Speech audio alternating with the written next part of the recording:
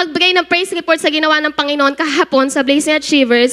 Nagkugot po kami, kasi this November, lahat po ng mga departments ay meron po kaming sinusundan. Kumbaga, this month, magsa-soul win po kami. So kung napapansin nyo, ibang mga department, lumalabas, nagkakaroon ng visitation. No? Kahapon po, ang Blazing Achievers nagkaroon naman ng soul winning, kung saan kapag nag-invite po kami, individual. And kahapon po, nagkaroon tayo ng 5 bagong Blazing Achievers. Palakpakan naman natin si Lord. Amen.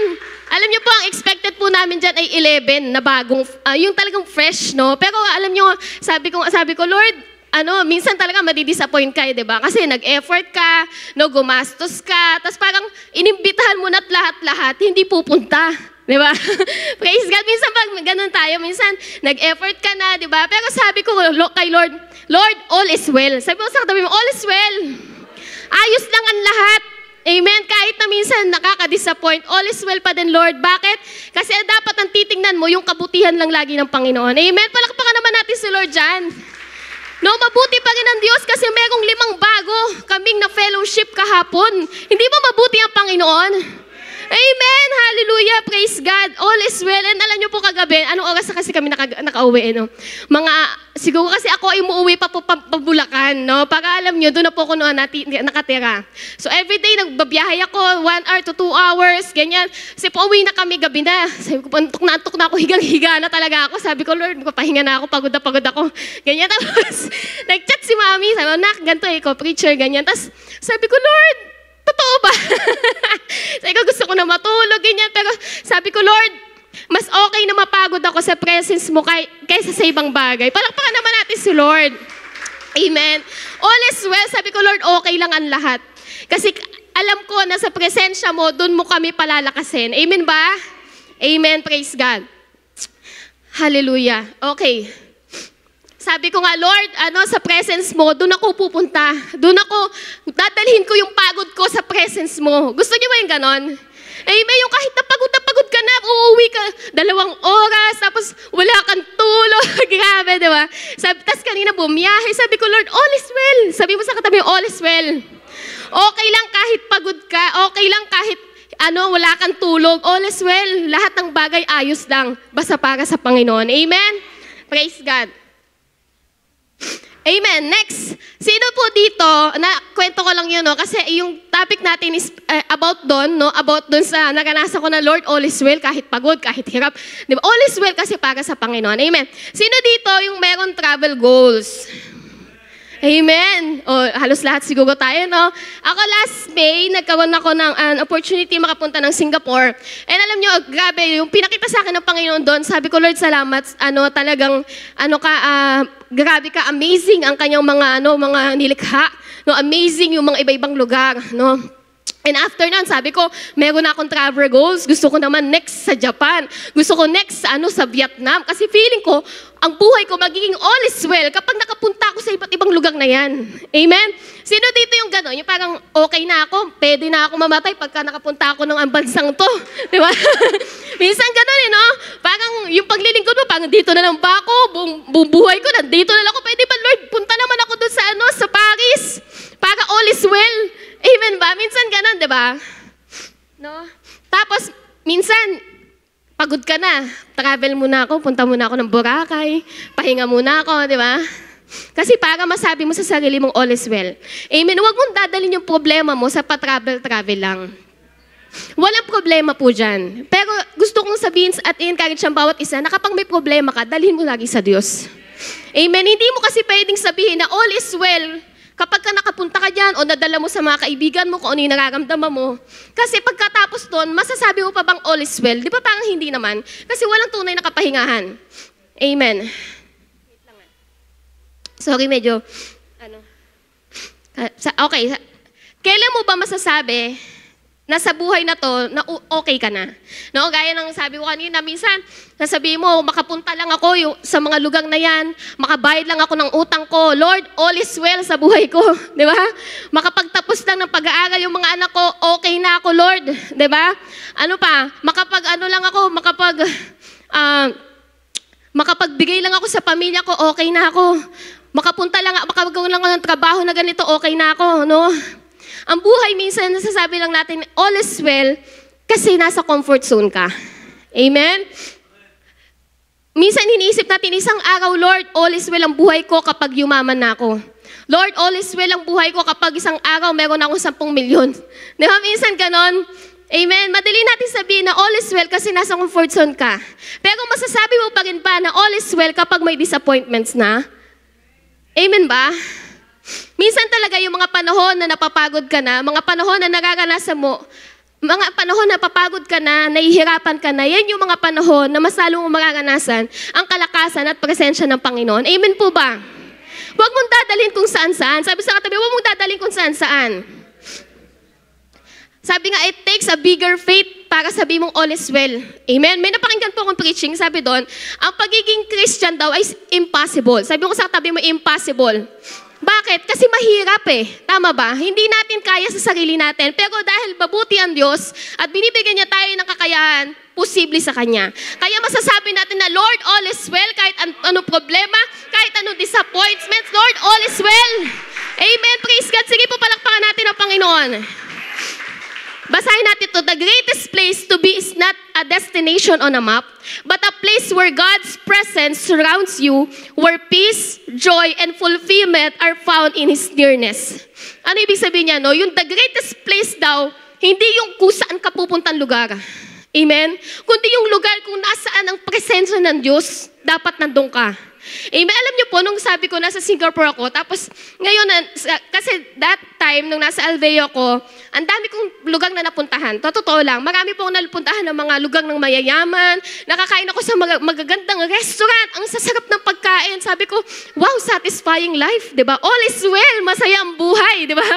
Hayahayang buhay, ang sarap ng buhay ko. Di ba? Pero alam niyo po, nagkaroon ako ng moment sa buhay ko that time na parang na-disalign ako. Nawala yung puso ko na ang tunay na hinahanap ng puso ko ay yung kagalakan na maglingkod sa Panginoon. At alam niyo, nasabi ko sa sarili ko na, Lord, hindi to yung talagang masasabi kong ang buhay ko is all is well. Kasi hindi kung nasan ka, hindi kung ano yung kinakain mo, kundi yung nasa presensya ka mismo ng Panginoon. Amen po ba? Amen. Naalala ko po, nung nag-winning Manila, that time sabi ko, Lord, restore mo yung heart ko. Naiyak ako kasi sukay testimony dito talagang na-disalin ako sa Lord. Sabi ko, Lord, sorry kung dinala ko yung mga bagay sa buhay ko na nahihirapan ako. Akala ko yung mga problem ko mawawala dun sa mga kasiyahan, no, sa labas. But one day, nasa Winning Manila ako, sabi ni Lord sa akin, yan yung dapat na para sa'yo. Yan yung place na kung saan nandyan talaga yung presensya ko. Amen. At sabi ko kay Lord, alam niyo po, sabi ng Panginoon sa akin na, anak, at pinaramdam niya sa akin na all is well, anak, kahit maraming problema, basta nasa presence kita. Amen po ba? Amen. Praise God. Amen. Kaya naman, syempre, mukhang alam niyo naman na kung ano yung pag-uusapan natin. Sabihin mo sa katabi mo, all is well. Amen. So nasa baba niya, living in God's presence. No? Kasi sa atin bilang mga born again, bilang mga nakakilala sa Panginoon, minsan ang hirap mong sabihin sa sarili mo, kaya sa katabi mo na okay lang ako, ayos lang ang lahat ng bagay. Amen ba? Minsan talaga may mga times na hindi ka okay, marami kang disappointments, di ba? No, may mga panahon na tingin mo give up ka na, hindi mo alam, no, kung ano yung mga bagay na nangyayari sa iyo, pero gusto kong sabihin sa inyo na hangga't buhay ka, hindi pa tapos ang Panginoon. Amen. God is persistent sa buhay natin, no? Kapag nakita niya yung puso natin, yung humbleness natin, na patuloy tayong nagpapatuloy at naniniwala, no, at nagbibigay ng room sa Diyos, may pag-asa ka pa. Amen ba? Praise God. Next, we all long for a place where everything is well. Tama ba? Lahat tayo naghahanap ng lugar kung saan. Wait lang po.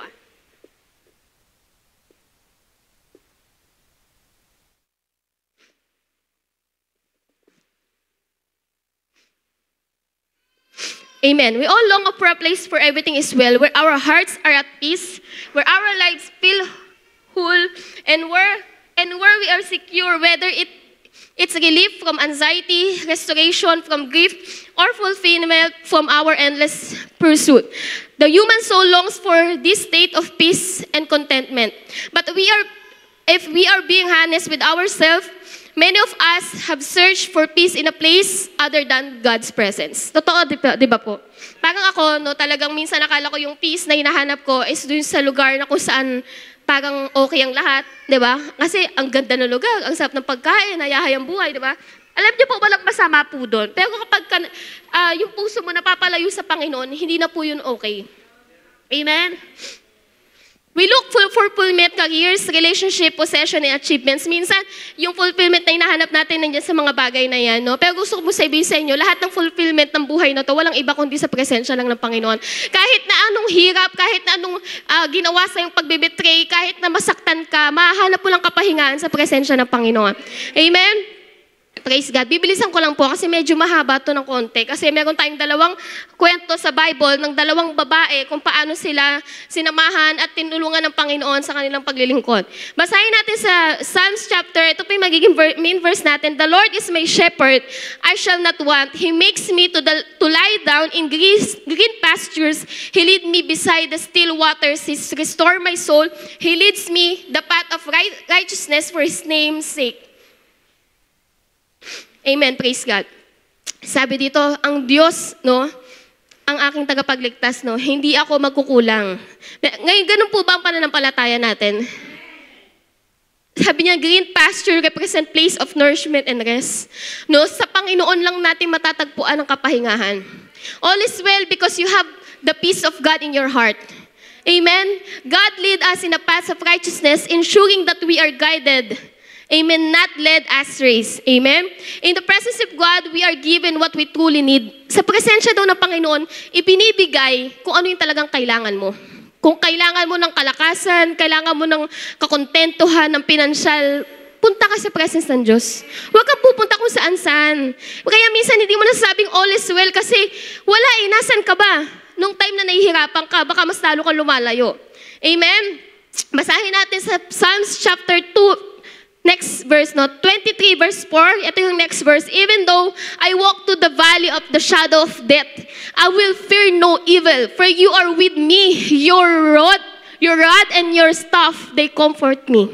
Ano yung pong ibig sabihin nito? Kahit na dumadaan ka dun sa valley na kung saan halos ikamatay mo na. Tama ba ako? Sabi to, I will fear no evil. Wala akong katatakutan. Sabi mo sa katabi mo, sino mang kinakatakutan mo? Baka may tayong kinakatakutan sa buhay, di ba? Natatakot tayo na masaktan tayo, natatakot tayo na mabitray tayo, natatakot tayo na maisahan tayo. Pero sabi mo sa katabi, huwag kang matakot, kapatid. Sabihin mo, lakasan mo, huwag kang matakot, kapatid. Sasamahan ka ng Panginoon. Amen? Next. Ito po yung kwento, ito yung unang babae no, na pag-uusapan natin, si Hagar. Kilala niyo po si Hagar? Si Hagar, kilala niyo po yan. O baka hindi kilala, yung mga hindi kilala si Hagar, ito. Actually, marami pang kwento si Hagar, pero gusto ko mag-focus yung time na nasa wilderness siya. Ito yung time na si Hagar pinalayas, no? Doon ni Sarah, siya po yung alipin ni Sarah. Alipin nila Sarah at ni Abraham, no? Happy dito, one of powerful biblical story illustrates the presence of God in our darkest valley in the story of Hagar. Amen? Sabi dito, Hagar was an Egyptian servant to Hagar. Siya po ay to Sarah. Siya po ay servant ni Sarah.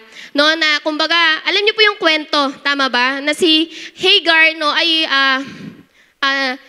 naging instrumento, ginawang instrumento nila mag-asawa, si Sarah at si Abraham para magkaroon ng anak kasi akala nila hindi na sila magkakaanak, no? Then dumating yung time na sabi ni Sarah parang nagmamalaki to si Hagar. So parang pinagmalupitan niya. So pinalayas niya si Hagar. Amen. Kasama yung anak niya. So nandun siya sa wilderness. Amen. Ngayon, sabi dito, in the wilderness, Hagar was at her lowest point.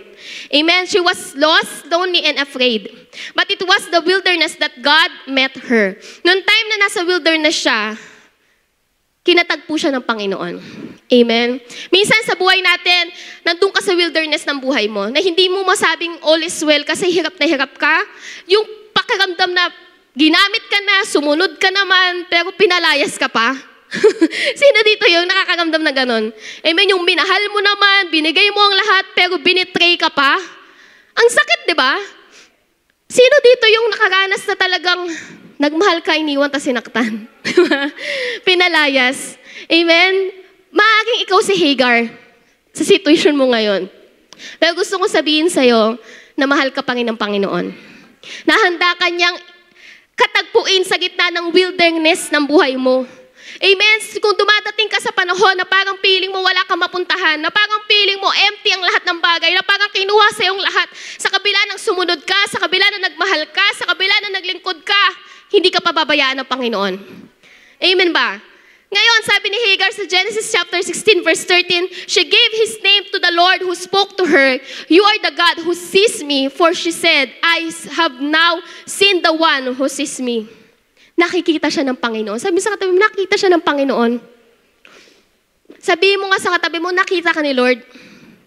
Minsan may pagkakataon na parang akala mo, hindi ka nakikita ng Panginoon. Tama ba? Parang feeling mo, hindi nakikita ni Lord yung emptiness ng buhay mo, yung emptiness ng sitwasyon ng family mo. Di ba? Pero magpatuloy ka lang. Amen. Para masabi mo at maniwala ka at ma-claim mo na, Lord, all is well, kahit na, kahit na ang dami nagja-judge sa'yo, kahit na ang daming nasasabi sa'yo na hindi ka na magbabago. Tayo ka lang. Kasi kakatagpuin ka pa rin ng Panginoon kahit nasa wilderness ka. Dahil ganun kanya kamahal. Amen. At gaya nga sabi ko kanina, hanggat buhay ka kapatid, hindi pa tapos si Lord sa'yo. Amen. Kaya hanggat buhay ka, manampalataya ka, Lord, all is well. Kasi hindi mo ko pababayaan. Amen. Praise God. Hagar's story reminds us that even in our most difficult, isolated, and painful moment, God is present. Amen. Sabi mo sa katabi mo, present si Lord. Minsan kasi hindi mo lang makita ang Panginoon kasi mas na-overwhelm ka ng nararamdaman mo. Mas na-overwhelm ka ng disappointments mo. Ang taas ng disappointment mo eh. Kaya minsan hindi mo makita na nandyan si Lord sa harapan mo.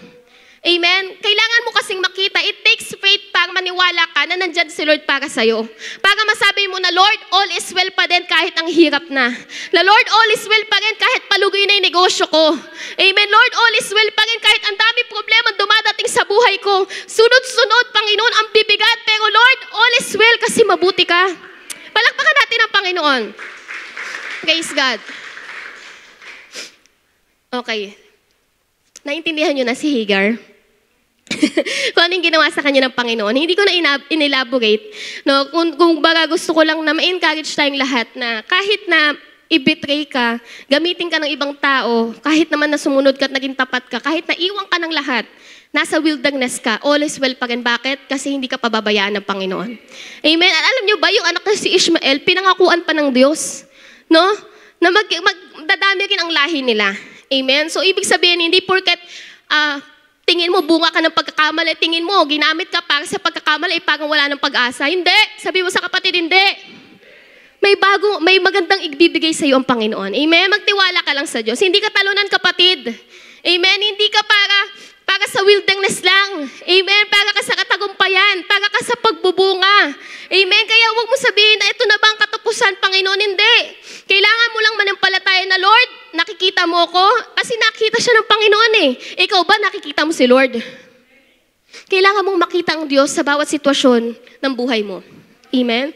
Even in the life's darkest valley, God's presence is the light that dispels fear, the comfort that sustains us, and the guiding hand that leads us safely through every trial.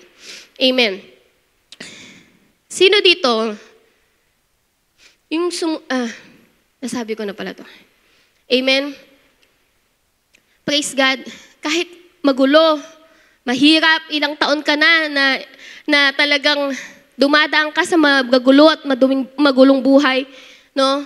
Lagi nandiyan ang presence ng Panginoon. Amen. Lagi may mag-remind sa'yo sa pulpito na to na ikaw ay iniibig ng Diyos at hindi ka niya pababayaan. At all is well sa buhay nating mga nagnanampalataya sa Panginoon. Next story.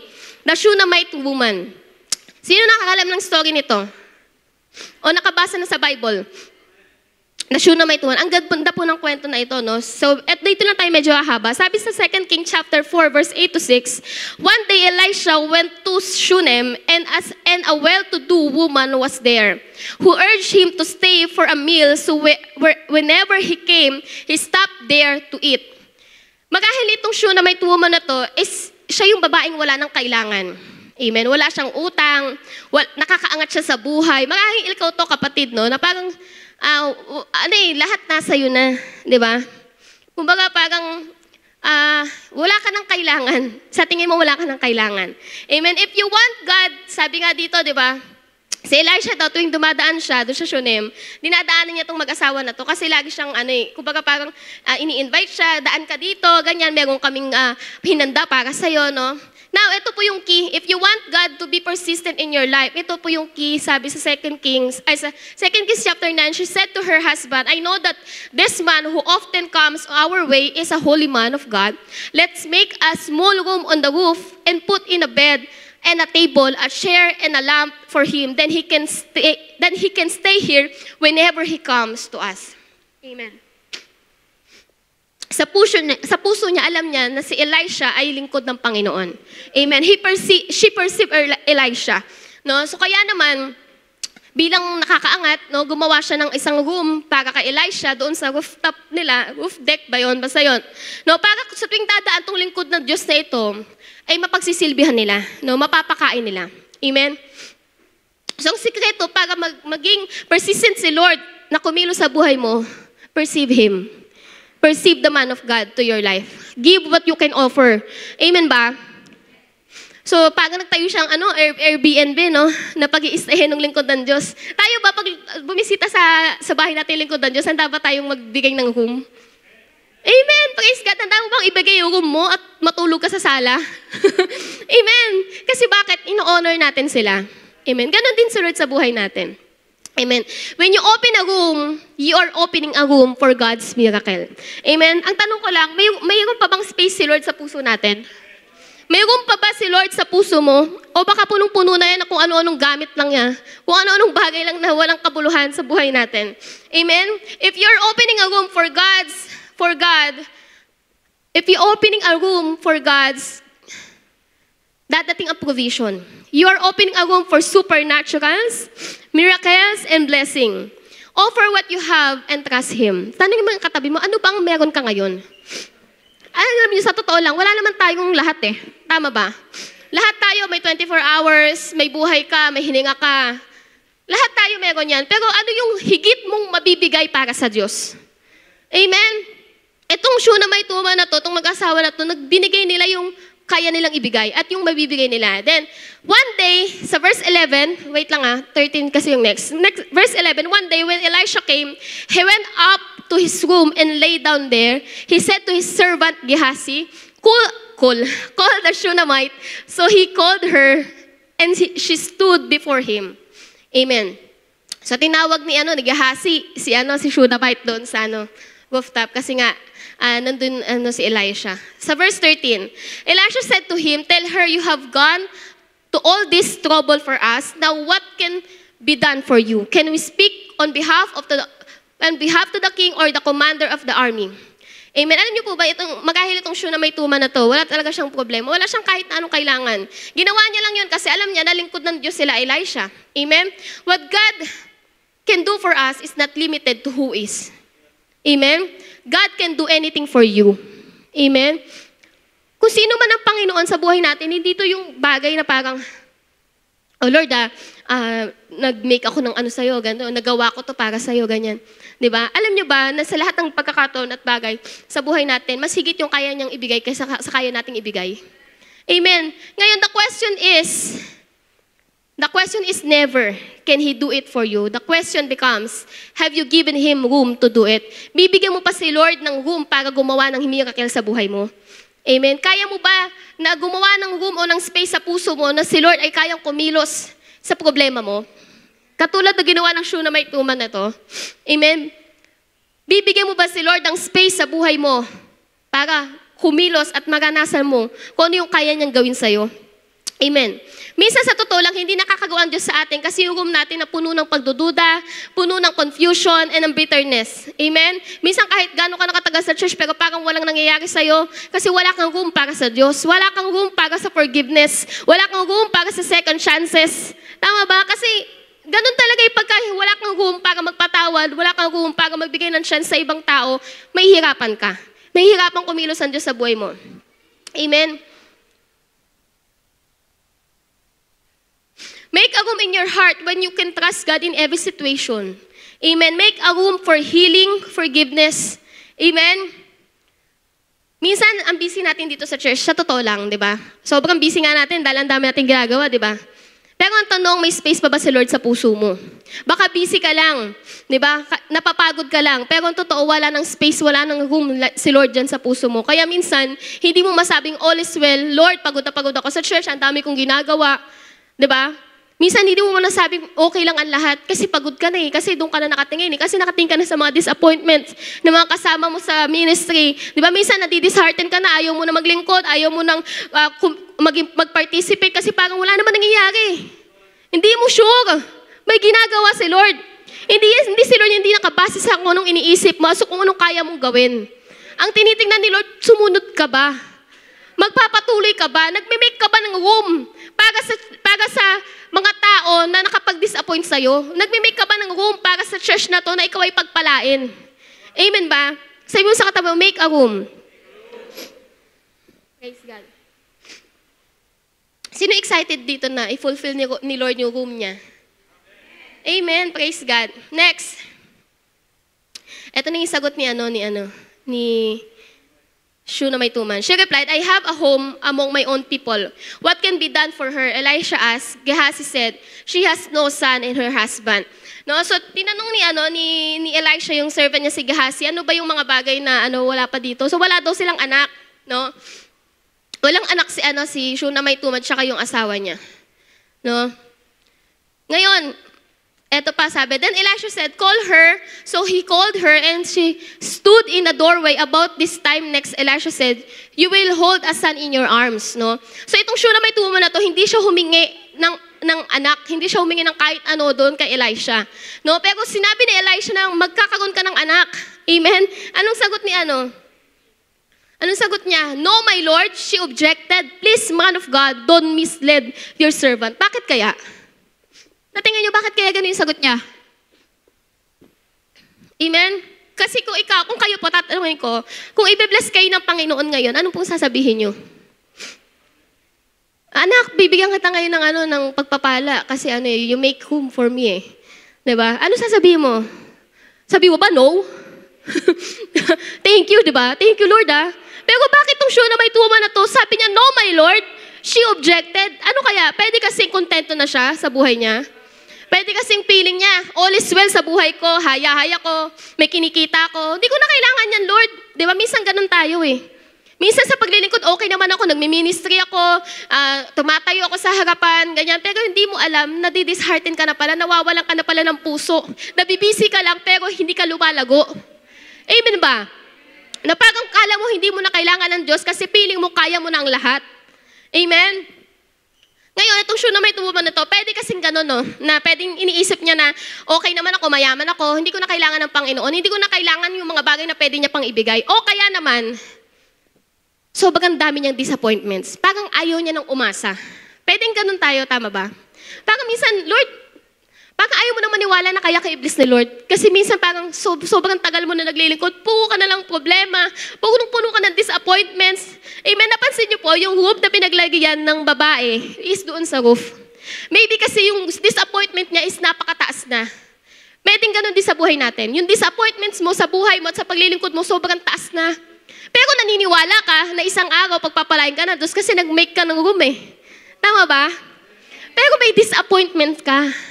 Hindi mo ma-avoid ang disappointment. Sabi mo sa katabi mo, hindi mo ma-avoid ang disappointments. Kaya dapat mo ipadil yan. Sabi mo, ipadil mo yan. Pwede kasi naglilingkod ka at naniniwala ka sa Panginoon pero marami kang disappointments. Kaya minsan hindi mo nare-receive kung ano yung bagay na sinasabi sa'yo ng Panginoon. Tama ba? Minsan yung disappointment natin yung nagiging dahilan para mahadlangan yung blessing na nandyan na para sa'yo at binibigay na sa'yo ng Panginoon at sinasabi mo pa, no Lord, ayoko nang umasa, madi-disappoint lang ako. Amen? Sabi niya, she never asked, pero binigyan siya ng Diyos. Grabe no? Gusto niyo ba yung ganon? Hindi siya nang himingi, pero binigyan siya ng Diyos. I believe, itong Shunammite woman na to, matagal na siya nagpe-pray kay Lord eh. Lord, ito, ilang taon na, pero hindi binibigay sa kanya ng Lord. Tama? Pero dumating yung panahon, nung time na nag-make siya ng room para sa lingkod ng Diyos, doon kumilos ang Panginoon. Amen ba? Pwede kasing disappointed ka lang pero wala kang ginagawang room para sa Diyos. Pwede kasing disappointed ka lang sa ministry mo pero hindi ka nagme-make ng room for forgiveness sa mga kapatiran mo. Kaya hindi ka makalaya. Tama ba? No? Puro ka reklamo, puro mali yung nakikita mo sa ministry mo, sa Jacob leader mo. Hindi mo kayang i-perceive, di ba? Yung mga tao nandyan para sa'yo, hindi ka nagme-make ng room.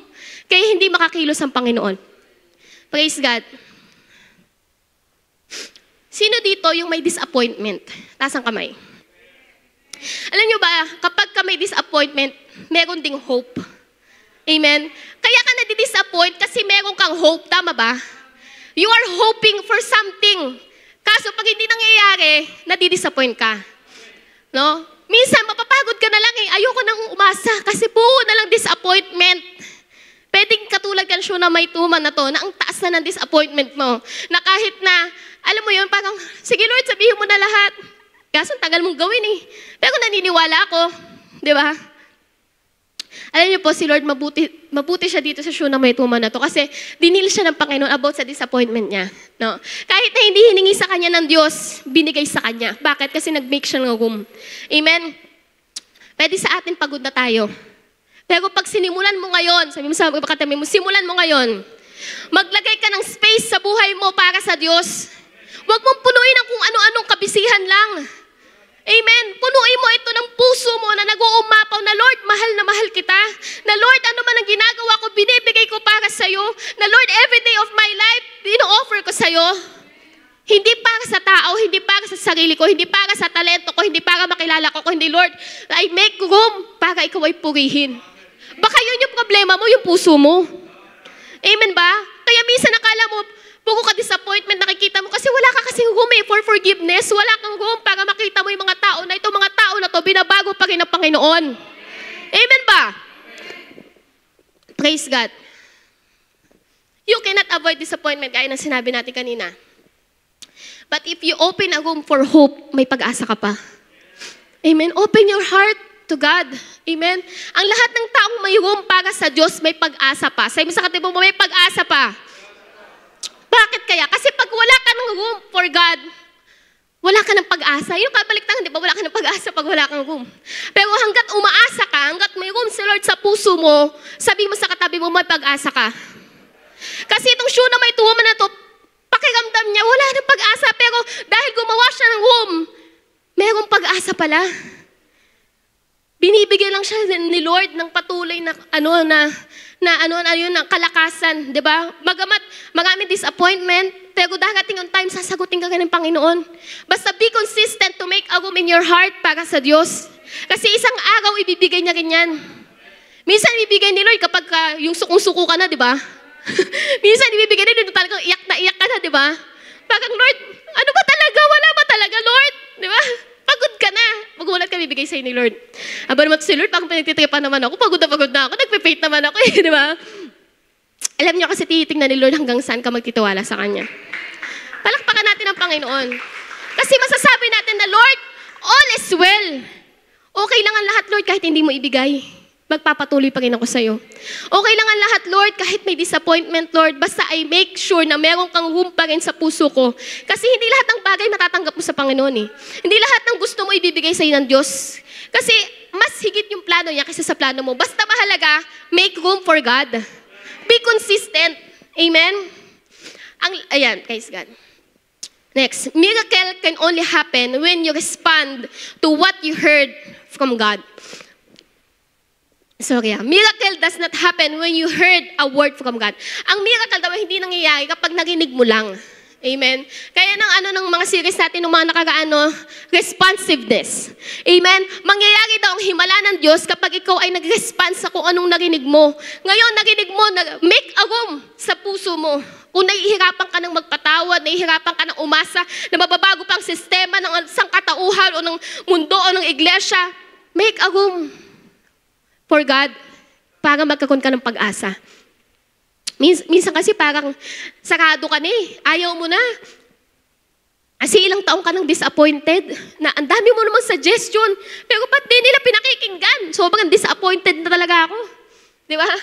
Pwede kasi tinuturuan ka rin ng Panginoon. Amen? Praise God. Sorry, ang dami ng tissue dito. Mapupuno. Amen. Minsan kinakausap ka na ng Diyos pero hindi mo sinusunod kasi nahihirapan ka mag-response. Kasi nga baka ang taas na ng disappointments mo. So ano sikreto para ma-break yung disappointment mo? Kahit na ang tagal ibigay sa'yo ng Panginoon, wag mawawala yung room ni Lord sa buhay mo. Amen? Make a room. Itaas mo sa Diyos yung disappointment mo. Yung siya na may tumas sa taas niya nilagay kasi baka ang taas ng niya, disappointment niya, Lord. Sobrang dami ko ng panalangin sa'yo. Ang tanda ko na, Lord. Pero I will make sure na meron ka pa ring room. Amen? Kasi isang araw ibibigay ng Panginoon. When you don't have what you really want, then God is what you really need. Kung wala ka ng mga bagay na gusto mo, ang talagang kailangan mo ay ang Panginoon. Amen ba? Sabi sa katabi mo, kailangan mo si Lord. Hindi mo kailangan ng boyfriend, hindi mo kailangan ng perang madami. Yes, kailangan naman natin yan. So, totoo lang. Pero yung higit na kailangan mo, sa tingin mo kailangan mo, si Lord lang yun. Palakpakan natin ang Panginoon. Alam niyo, totoo lang kahit sobrang dami mong pera, pagka wala yung puso mo sa Panginoon, wala kang room sa Diyos, malungkot ka pa rin. Totoo yan. Alam ko naranasan ko, pero sabi ko, Lord, kung mapapalayo ako sa iyo, wag na lang. Amen? Kasi God will sustain you. Hindi ka niya pababayaan. Basta piliin mo siya. I believe God is sustaining me. Wow, nag-i-English yun. Sinusustain ako ng Panginoon. Kasi alam kong naglilingkod ako sa Kanya, inuuna ko siya. Kaya kapatid, kung feeling mo, paubos ka na. Di ba yung katabi mo, paubos na ba yan? Paubos na yung laman ng pera sa bangko. O ubos na. Ubos na po. Diba? Pero alam nyo, make a room for God and God will sustain you. Totoo po yan. Amen? Si Lord namang sustain. Bakit ang bangko mo sa langit Diba? Lord, pawid ko naman pambayad ng kuryente. Meron kang room sa akin, Lord, mahal kita. Diba? Diba? So church, minsan naghahanga tayo ng maraming bagay, pero hindi mo hinahangad yung presence ni Lord. Sabi sa katabi mo, huwag ganun. Alam niyo, kasapatan ng buhay, alam niyo po, naalala ko, nag-realize ko lang itong mga dumaan at nangyaring mga sitwasyon sa buhay ko, maging sa mga malalapit na tao sa buhay ko, na sobrang sakit ng pinagdaanan nila. Sabi ko, Lord, bakit ganun? Ang sakit-sakit nun. Sabi ko, pero alam niyo, na-realize ko na ang buhay, magpapatuloy pa rin yan. Kasi sa Lord tayo naglilingkod. Hindi dahil sa nasaktan ka ng tao, hindi dahil sa binitray ka ng tao, kaya ka susuko, kundi magpapatuloy ka. You know your worth? Hindi ka failure. Hindi porket nasaktan ka, failure ka na Hindi totoo yun. Ano lang yung bulong ng kaawa yun. Pag nasaktan ka, ibig sabihin, ini-equip ka ni Lord, mahal ka niya, iniingatan ka niya, palakpakan natin ang Panginoon. Sabihin mo, all is well, kahit masakit. Alam niyo ba yung mga lingkod ng Panginoon? Di ba yung mga nakulong, doon sa papakainin na yung leon. Di ba nandun yung presence ni Lord? Maybe sa pinaka-lowest ng point ng buhay mo, nandun ang presensya ng Panginoon. Minsan kasi akala mo dahil nasa lowest point ng buhay ka, feeling mo wala ang presence ni Lord Hindi totoo yun. Ang totoo, ang presence ng Diyos sa mga panahon na pagod ka na, sa mga panahon na wala kang tulog, sa mga panahon na hirap ka na, sa mga panahon na hindi ka mahirapan ka magtiwala, nandun ang presence ni Lord. Kailangan mo lang panghawakan na, Lord, I believe, ayos na nga lahat. Kasi alam ko nandiyan ka. Grabe no, it takes faith, it takes maturity para sabihin mo yon. Kasi ang paglilingkod talaga imposible, pero posible sa Diyos. Praise God. Next. Mga mga 15 slides. Hindi, joke lang.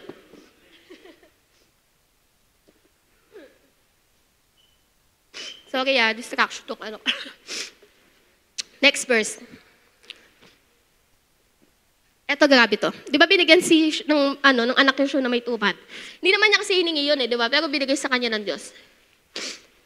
The child grew and one day he went out to his father who was with the reapers. He said to his father, my head, my head. His father told the servant, carry him to his mother. After the servant had lifted up and carried him to his mother, the boy sat on her lap until noon and then he died. Isang verse lang, namatay agad. Minsan yung mga bagay na binibigay sa atin ng Panginoon, minsan binabawi din niya Sino dito yung nabawian na ni Lord? Ako, nabawian ako ni Lord. Sabi ko, Lord, ba't binawi mo? Bakit ganun? Parang pinag-pray ko nung nakakaang taon yun na, biglang wala na. Ganun. Parang, Lord, hindi, may bago. Sabi mo sa katabi mo, may bago. Amen. Baka kasi kaya binabawi ni Lord kasi pinapataas ng ni Lord yung pananampalataya mo. Amen. Sabi mo, all is well pa din. Kahit na minsan may babawiin agad sa'yo, si Lord parang kakatanggap mo lang ng blessing, ay wala na agad. Magic ka. Diba? Pero sabi mo sa katabi mo, all is well. Kasi na kay Lord tayo. Si Lord pa rin naman ang nakakaalam. Amen. Praise God. So sabi nito, minsan pinag-pray mo naman, pero bakit ganon? Huwag ka mag-disappoint. Magtiwala ka lang sa Diyos. Kasi kung ikaw tong Shunammite woman na to, marahil, sabi niya, di ko na nga hiningi sa Diyos eh. Binigay niya pa sa akin, tapos biglang namatay. Ano man gusto mong maramdaman ko, Lord? Talagang ma-disappoint talaga ako. minsan pili mo, parang pinaglalagawan ka ng sitwasyon, ng panahon na, di ba? Pero alam niyo, may plano ang Panginoon. Nagtiwala ka lang. Praise God. Alam niyo ang ginawa ng Shunammite woman? Next. She went up and laid him on the bed of the man of God, then shut the door. Dinala niya sa roof yung bata kasi nandun lahat ng doubt at disappointments niya. No? So marahil that time, na-disappoint siya, na talagang, Lord, grabe naman, parang kabibigay mo lang. Hindi ko naman hiningi, tapos binawi mo naman, di ba? Ngayon, sabi dito, yung lahat ng greatest disappointments mo, hindi masasagot ng tao yan. Ibigay mo lang sa Panginoon. Ibigay mo sa space kung saan ang Diyos ay makakagawa ng miracle sa buhay mo. Pag may problema ka, dali mo sa Kanya. Huwag mong dalhin sa pagbabackslide. Amen. Huwag mong dalhin sa pag-iinom. Huwag mong dalhin sa pakipag-chat. No? Pag may problema ka, huwag mong dalhin sa pakikipaghanap ng comfort sa kung sino mang tao sa mundo na to. Ang comfort lang ang Panginoon. Amen. Dali mo sa roof. Dali mo sa taas. Dali mo sa Panginoon. Amen. Praise God. Next verse. She called her husband and said, please send me one of the servant and the donkey so I can go to the man of God quickly and return. Sabi ng asawa niya, why go to him today? He asked. It's not a new moon or the Sabbath. Sabi ni ng babae, ng Shunammite, that's all right, she said. No? Kalmado, no? Bakit sinasabi ng asawa niya na, ba't ka pa pupunta doon? Ipatay na yung anak natin eh. Diba? Ba't pupuntahan mo pa yung lingkod ng Diyos? Wala na patay na yung anak natin eh. Sabi ng Shunammite woman, okay lang yun. Amen? Minsan ba ganun tayo kakalma? Yung sobrang dami mo ng problema, pero hindi, punta ako ng church, okay lang yan. Amen ba? Yung anak mo talagang ang dami niyang nagiging sakit. Pero, bakit ka pupunta ng church? May sakit yung anak mo. Teka lang, okay lang yan. Pupunta ako sa church. Magpipray ako kay Lord. Amen? Because all is well. Amen? I believe God can heal. Amen? All is well. Magpapatuloy ako. Amen? Sinaktan ka na. Grabe na yung ginawa sa'yo. Pero magpapatuloy ka pa rin. Sabi mo, okay lang yan. Minsan may mga taong sasabi sa'yo, huwag ka na magpatuloy. Tutong asawa niya, ba't pupunta ka ba doon? Patay na yung anak natin eh. Diba? Minsan sabihin sa'yo ng asawa mo, pupunta ka pa ng church, dami ng problema, wala tayong pambayad ng kuryente, ng tubig. Pupunta ka pa doon, gagastos ka lang, mamamasahe ka lang. Minsan ganun yung mga asawa, di ba? Minsan ganun yung mga yung ibang mga tao. Pero sabi mo, shh, that's alright, okay lang yan. Tama? Kasi alam mo that all is well, God will provide, ikilos ang Panginoon. Amen? Kalmado ka lang. Next. She saddled the donkey and said to her servant, lead on, don't slow down for me unless I tell you. So she set out and came to the man of God at Mount Carmel. Pumunta siya doon sa likod ng Diyos sa Mount Carmel. When he saw her in distance, the man of God said to his servant Gehazi, look, there is a Shunammite. Okay, ito na yung sagot nung kasi kinamusta siya dito eh. Run to meet her and ask her, are you all right? Is your husband all right? Is your child all right? Tinatanong ka ng Panginoon, kamusta ka naman? Tanungin mo katabi mo, kamusta ka naman? Kaya mo bang sabihin sa katabi mo na, all is well? Okay naman ang lahat? Sige, tanungin mo, kamusta ka naman, brother? Kamusta ka naman, sister?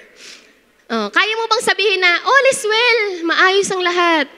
Kahit sa bahay niyo, sobrang daming problema sa bahay, ang daming problema sa pera, walang pambili ng bigas, but all is well, God. I know you will provide. Alam niyo, sabi ni nung Shunammite woman, doon tinanong siya nung lingkod ng Diyos. Sabi niya, All is well, she said. Pwede ba natin palakpakan si Lord? Alam niyo pong, itong all is well na sinagot niya, this is a demonstration of faith. Bakit? Kasi patay na yung anak niya. Sasabihin niya, okay lang naman.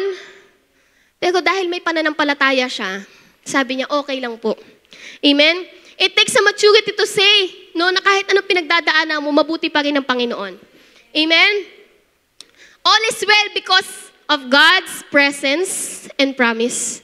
Sabi mo sa katabi mo, all is well because of God's presence and promise. Okay lang ang lahat kasi andyan naman ang presensya ng Panginoon eh. Kagaya ni Hagar, di ba? Nasa wilderness siya. Amen? Anumang wilderness ang pinagdadaanan mo, all is well hanggat meron kang room para sa Diyos. Amen? All is well kasi may pangako ang Panginoon. Amen? Kung ginawa niya noon, kaya niya ulit gawin ngayon. Naniniwala ba kayo doon? Masasabi niyo ba na anumang situation ng buhay niyo, all is well, Lord. May sakit nga yung kapatid ko eh, nasa Bulacan eh. No? Sabi ko, Lord, anong magagawa ko para sa kanya? Pero okay lang yan. All is well. God is in control. Amen ba? Gaano mo katapang pwedeng sabihin sa sarili mo at sa mga tao na okay lang ang lahat? Amen? Okay lang lahat kahit sinaktan ka. Okay lang ang lahat kahit ano. Kasi bakit? Andyan ang Diyos, lagi kanyang sasamahan. Amen. Ito, patapos na po ako. Kahit di mo maintindihan, maniwala ka. At that time, ito na yung time na pinagaling ni Lord to Elisha yung anak niya. No? Ito yung time na pumunta sila sa Shunammite. Basahin ko yung mga nangyari. Pero siguro ko na lang, summarize ko na lang.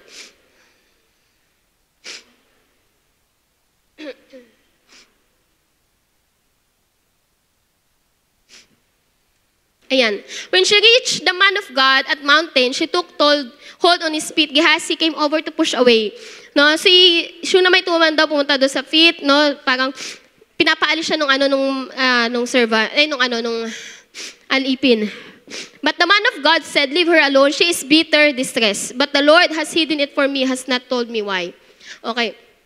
Sabi ni Elisha, hindi daw niya alam na patay yung anak ng babae. Pero naramdaman niyang stress yung babae. Hindi sinabi ng Diyos kay Elisha. No? Meaning, hindi naman lahat ng bagay alam din ng lingkod ng Panginoon. No? Kumbaga, ginagamit lang sila para sila gamitin sa ibang mga paraan. Okay?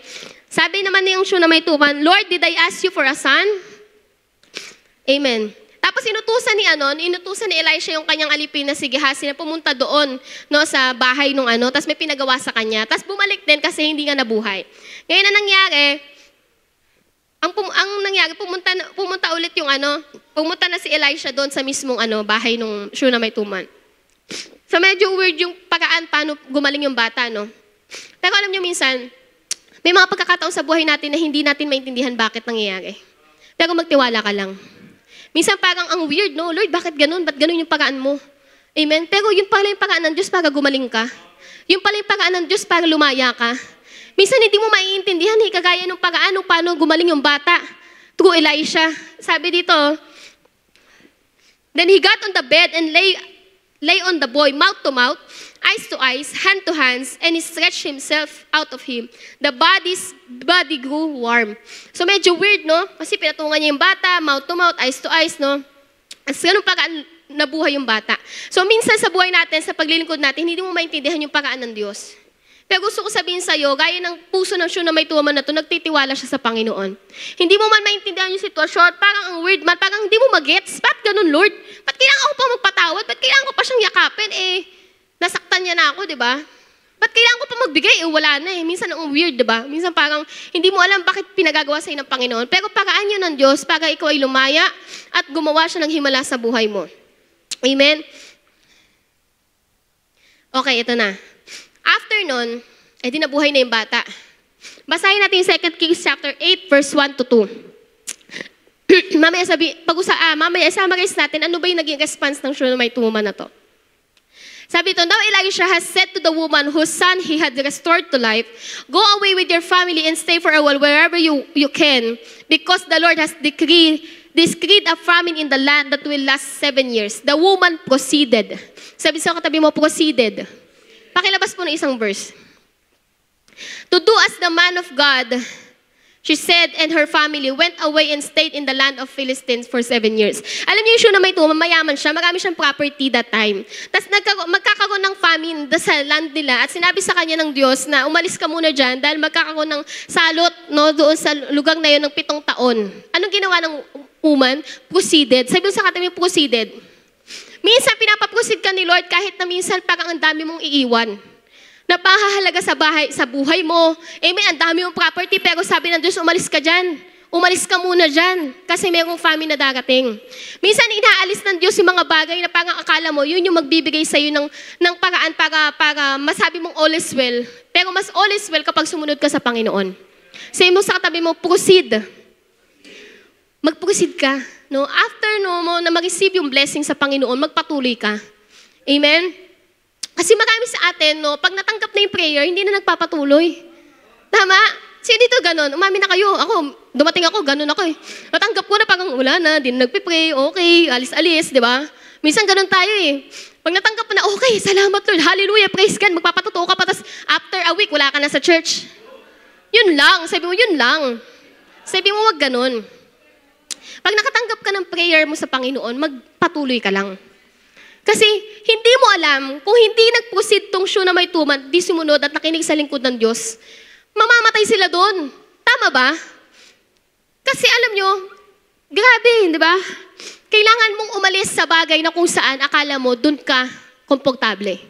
Kahit na piling mo, andun yung pagpapala, andun yung komportableng buhay, alis ka muna dyan. Kasi aalisin niya ng Panginoon eh. Kasi papalitan niya ng bago. Amen. Next na. Matatapos na ako. The king asked the woman after yung famine, after 7 years, asked the woman about it and she told him. Okay? So, tinanong kasi nung hari sa Elisha, ano yung mga nagawa ni Elisha, and kinuwento na Gehazi kung ano yung ginawa niya, na bumuhay ng patay si Elisha, yung anak nga po ng Shunammite woman. Tapos, eto na yung, eto na yung nangyari. Dahil nag-proceed siya, sumunod siya, si Shunammite woman, the king asked the woman about it, and she told him. Then he assigned an official to her case and said to him, give back everything that belonged to her, including all income from her land, from the day she left the country until now. Sabi mo sa katabi mo, pag sumunod ka, dodoblehin ni Lord yung mga nawala sa'yo. Tama ba?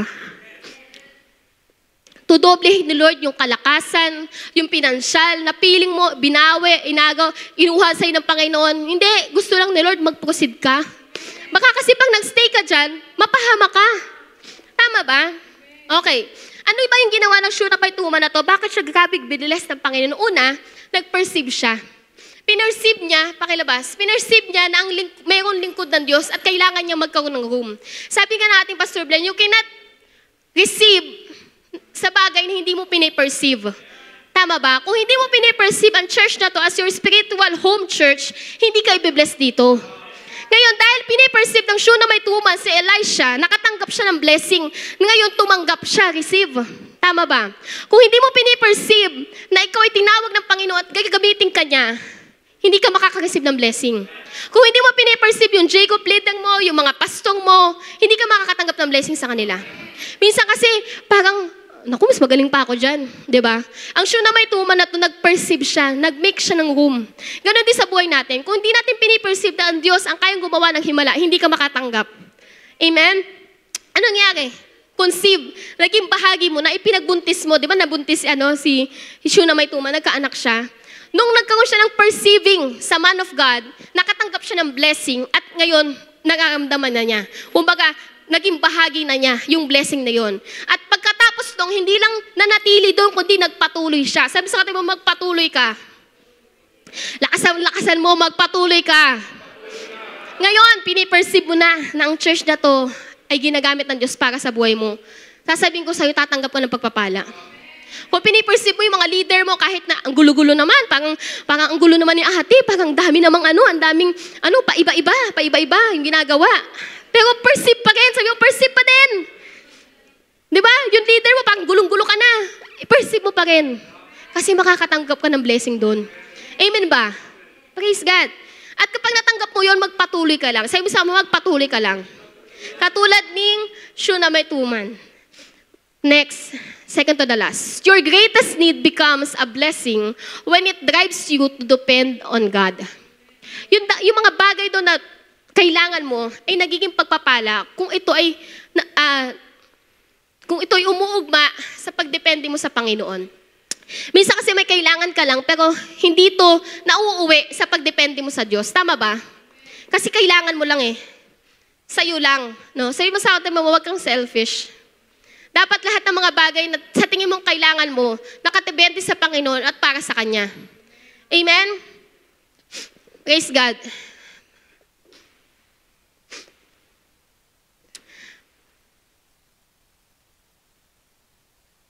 Alam niyo, balikan natin yung kay Hagar, no?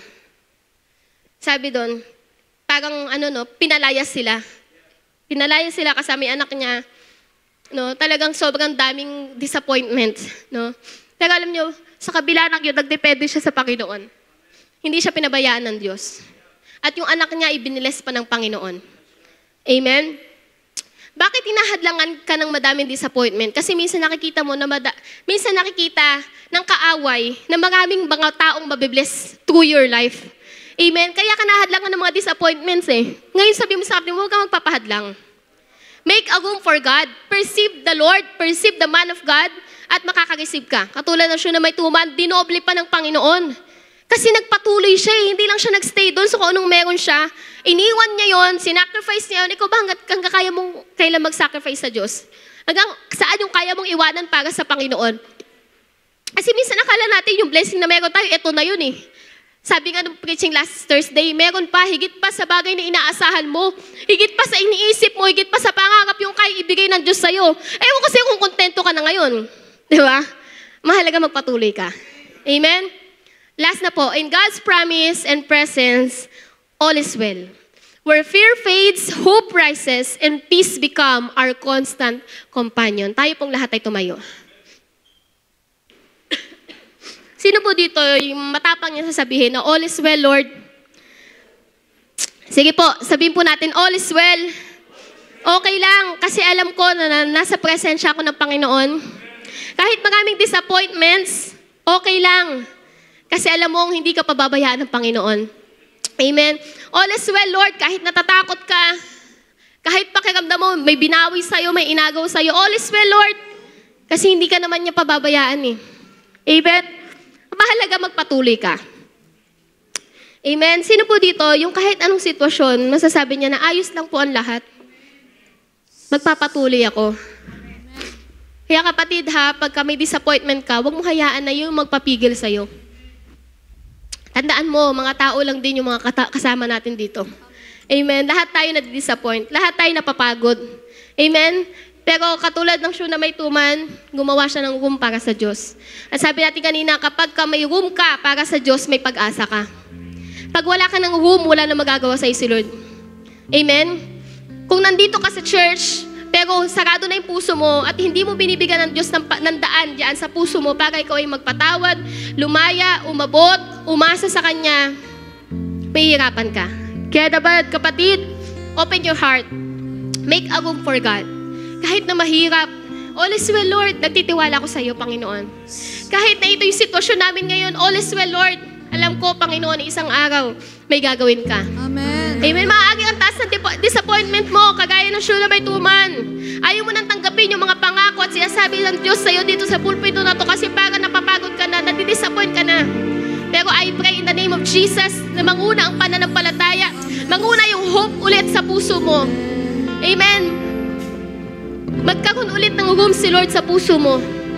Hallelujah. Sige po tayong lahat ay pumikit. Hallelujah, Lord.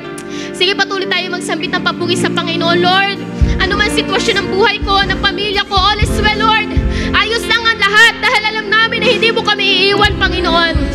Lord, kahit na ang gulo-gulo ng mga bagay, kahit nahihirapan kami sumunod, Lord, all is well. Tutulungan mo naman kami, Panginoon. Lord, kahit na parang ubos na kami, parang hindi na namin alam saan kami kukuha, pero Lord, all is well.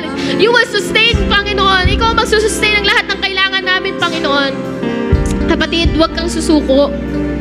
Mahal ka ng Panginoon. Huwag kang bibigay. Amen. Wala ka ng choice. Ito na yung buhay mo eh. Kumbaga, wala ka ng ibang pupuntahan. Ito na Panginoon, yung buhay na dakila, buhay na sagana. Hindi mo masasabi na all is well ang buhay kung makapunta ka man ng iba't ibang bansa. Kahit hindi na tayo makapunta ng malalayong lugar. Basta nandun tayo sa presensya ng Panginoon. Basta nandun tayo sa room kung nasa ng miracle ng Diyos. Nandun yung kalakasan ng Panginoon. Ang all is well ang buhay natin ay yung makita mo lagi yung sarili mo nakatayo ka at sumasamba ka sa Panginoon. Walang higit na mahalagang lugar, walang higit na mahalagang sitwasyon ng buhay natin, kundi yung makita mo na ang puso mo ay nakaugma sa Panginoon at naglilingkod sa Kanya. Kaya masasabi mo, Lord, all is well, nasa presensya mo ako. Alam kong secured ako. Alam kong iingatan mo ako. Yung mga bagay sa buhay natin, mga pinupurso natin, bonus na lang yan. Kung daling ka ni Lord sa malayong lugar, kung bigyan ka ni Lord ng award sa mundo na to, bonus yan, kapatid.